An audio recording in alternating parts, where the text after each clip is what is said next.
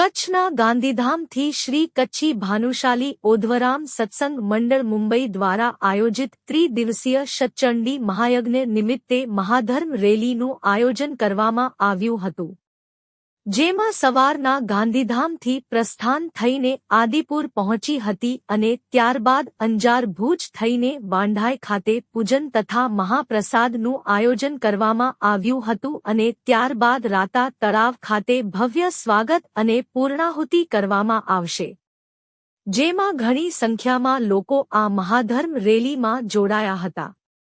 Story Rameshbhai Bhanushali, Naliya, Abdasa, Kutch. Kutch પ્રદેશ સંત અને સુરાની ભૂમિ છે। કચ્છમાં એવું ગામડું હોય કે જ્યાં કોઈનો ઇતિહાસ ન હોય અને વર્ષો પહેલાંની વાત કરીએ તો અબડાસાના જખૌ ગામમાં એક એવા વીર પુરુષ જેને સંત કહો, ભગવાન કહો, કારણ કે એમના આશીર્વાદથી ન માત્ર ભાનુશાલી સમાજ પણ અહીંયા વાંઢાઈમાં પટેલ સમાજ હોય, આહિર સમાજ હોય, એ બધાનો જે છે કહી શકાય કે નવો ઉદ્ધાર થયો અને એટલી બધી ઝડપીથી એ સમાજે વિકાસ કર્યો છે, એનો દાખલો આ ભાનુશાલી સમાજ છે। તો આજે જે ગાંધીધામથી મહારેલીનું આયોજન ઠેઠ રાતા તળાવ સુધી છે, ત્યારે આજે વાંઢાઈ જે છે એ એમને દરેક ભાનુશાલીને, પટેલ સમાજને, આહિર સમાજને અને જે 18 વર્ણને આ સ્થાને ખેંચવાનું જ છે। ત્યારે વાંઢાઈમાં આ જ્યારે અહીંયા વિરામ છે, ભોજન પ્રસાદ છે, પછી રાતા તળાવ સાંજે પહોંચશે ત્યારે સમાજના અગ્રણીને મળશું કે આ રેલીનો શું ઉદ્દેશ હતો, કઈ રીતે વિચાર આવ્યો અને શું છે ભવિષ્યનું આયોજન।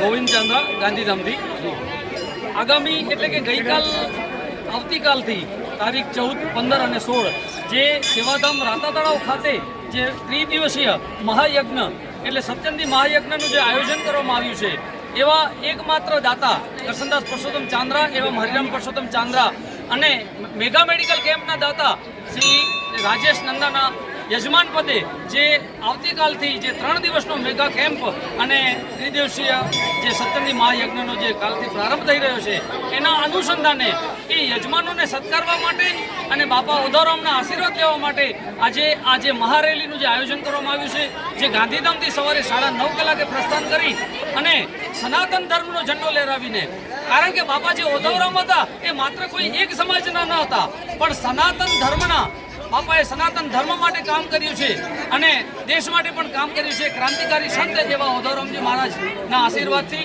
આજે આ રેલી ગાંધીધામથી પ્રસ્થાન કરી અને આજે અમારે ત્યાંથી ગાંધીધામથી 10 વાગે શરૂઆત કરી છે આ રથયાત્રાની। જાય છે રાતો તળાવ યજ્ઞમાં, પહેલે આ ગાંધીધામ 10 વાગે, 10:30 વાગે આદિપુર, 11 વાગે અંજાર, માધાપર, ભુજ થઈને વાંઢાએ બાપાની તપોભૂમિએ પહોંચ્યા છીએ। અહીંયાથી પ્રસાદ લઈ ચાય પાણી કરીને 4 વાગે અહીંયાથી પ્રસ્થાન થશે ને પહોંચશે રાતા તળાવે 6 વાગે મહાયજ્ઞમાં। ત્યાં સન્માનનું કાર્યક્રમ રાખવામાં આવ્યું છે। જય માતાજી, જય ઓધોરામ। હરિભાઈ ભાનુશાલી ગામ રામપર અબડા। વાહ વાહ, મારા ગામના મોધો વયાજી ઝૂંપડી અને જલે ને જગ જો બાત ટાણે ટાણે અચી અહીં તે કોલી જા એ તદઈ જલી દી ઝૂંપડી। જય હો, જય હો, જય ઓધોરામ। એટલે આ શિસ્ત સાથે અમે રેલી જોઈ છે, અમે સાક્ષી રહ્યા છે। શું કહેશો આજે તમારા જે છે, આ તો તમારા બધાનું જ છે, એટલે એમાં મહેમાન યજમાન આવતું જ નથી। ઈશ્વર આશ્રમ ઓધોરામજી મહારાજ અને હરિહર પરંપરાના સંતો એ સમગ્ર કચ્છ માટે આ સનાતન ધર્મની ધરોહર છે। રાતા તળાવ મુકામે જે સપ્તચંડી યજ્ઞ થવા જઈ રહ્યો છે, એના માટે મંજી બાપુ અહીંયા ઓધોરામજી મહારાજને પ્રાર્થના કરે। આ યજ્ઞ કરવામાં મંજી બાપુને અનેક વિઘ્નો વચમાં આવ્યા। આ એમનો સંકલ્પ હતો યજ્ઞ કરવો, પણ કોઈ કારણોસર આ જંગમાં કંઈક ને કંઈક વિઘ્ન આવે એટલે લંબાતો જતો હતો કાર્યક્રમ। એટલે મંજી બાપુએ મનોમન સંકલ્પ લીધો ઓધોરામજી મહારાજને કે બાપા બંધ સમાજ એ ઓધોરામજી મહારાજે આપેલા સંસ્કાર છે। જય ઓધોરામ।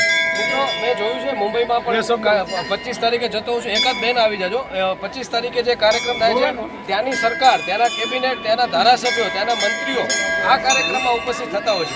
એટલે આ સમાજનો ત્યાં દબદબો કહો, ત્યાં સમાજની ત્યાં લોકપ્રિયતા કહો, એ ચોક્કસ દેખાડે છે। વિરામ તરફ જાશું, કારણ કે બપોર થઈ ગયો છે અને વહેલા આ લોકો 9 વાગ્યાથી ચાલુ થયા છે, અત્યારે લગભગ 3:30 વાગ્યા છે। કોઈએ જમ્યા નથી એટલે વધુ સમય નહીં લઈ, કારણ કે બધાને ભજન અને ભોજન આ તો જગ્યા ઉપર ભૂખ્યો રહે તો ભગવાનને એ મંજૂર ન હોય. એક ઇન્ટરવ્યુ લઈ અમને નારી શક્તિનો ઇન્ટરવ્યુ લઈને ત્યારબાદ વિરામ લેશું. શું નામ આપનું? જી, આજે તમારા ઘરે આ બધા મહેમાન તો નથી, કારણ કે બધા તમે એક જ પરિવારના છો. કેટલી ખુશી છે આજે? એકદમ અતિ આનંદ છે, બહુ મજા આવી. રાહ જોઈ રહ્યા હતા ક્યારે પધારશે. જી. શ્રદ્ધા વિશ્વાસ બહુ છે. આજના પશ્ચિમી સંસ્કૃતિમાં ઝંઝાવાતમાં આપણી સંસ્કૃતિ બચે, આપણો ધર્મ બચે, દીકરા દીકરીઓમાં જે છે એના માટે આ સ્થાનક કેટલું મહત્વનું બન્યું છે. મહત્વ સરસ સુંદર બન્યું છે ને કાયમ આવું ધમધમતું રહ્યું એ અમારી બહુ ઈચ્છા છે.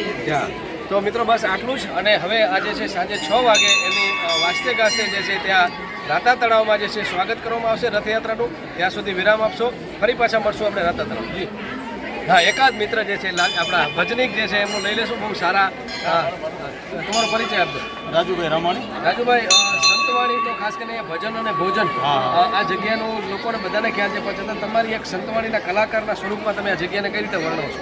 એકદમ જો આપણે તો બાપા પાસે અત્યારે માનવ મેરામણ તો તમે જુઓ, વાહ વાહ વાહ, ખૂબ સરસ.